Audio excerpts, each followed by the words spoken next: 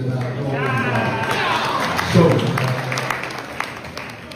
their presence here to support me makes it more important that this session works, because I know before I leave, they will connect some deals in terms of business.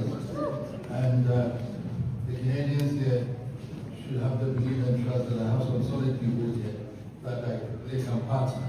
So,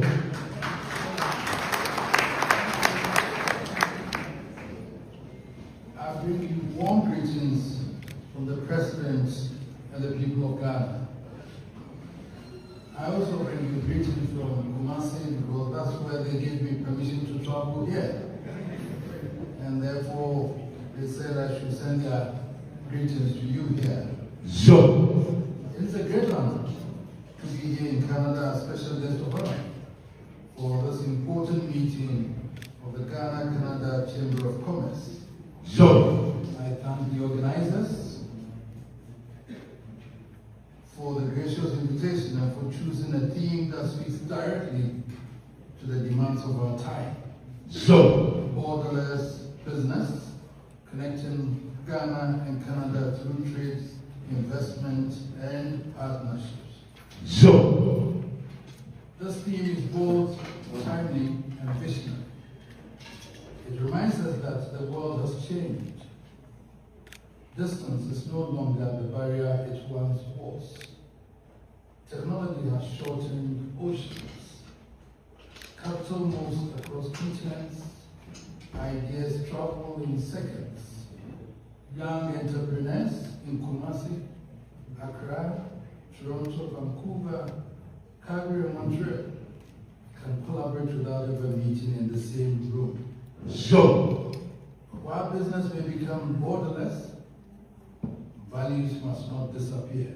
So, borderless business must not mean business without responsibility.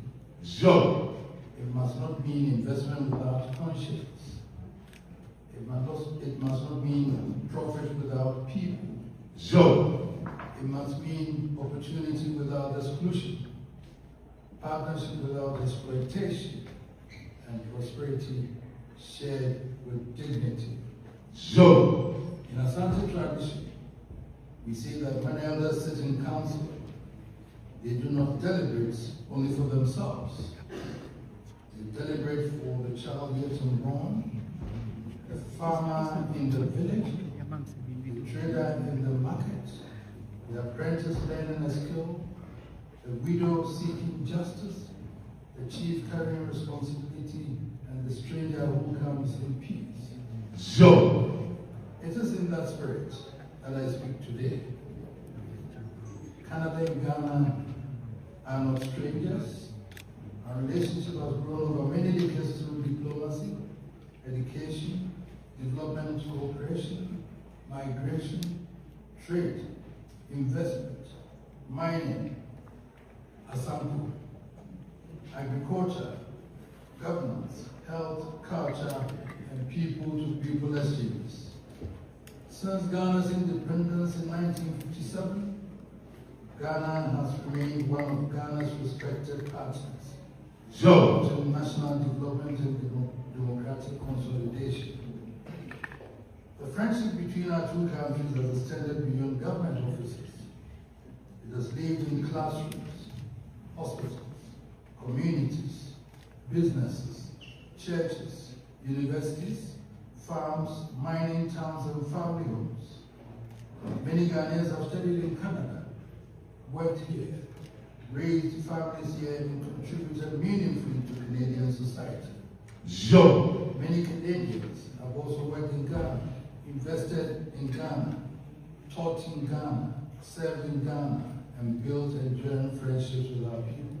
So, for us in Asantehene, this relationship has also found expression through the cordial and respectful engagements between Menchia Palace and the Canadian High Commission in Ghana. So, over the years, successive Canadian High Commissioners, diplomats, and officials have paid visits to Menchia Palace. These visits have not been ceremonious. There have been occasions for dialogue on education, health, mining, culture, youth development, governance, community advancement, and economic cooperation. The palace has always welcomed friends who come with respect, partnership, and goodwill. The many visits by Canadian High Commissioners, past and present, and I refer to our indefatigable, the workaholic High Commissioner. Demonstrates Canada's appreciation of the role of traditional institutions in Ghana's national life. In Ghana, traditional authority remains an important partner in development. It helps sustain social harmony, community legitimacy, land relations, cultural identity, conflict resolution, and local mobilization.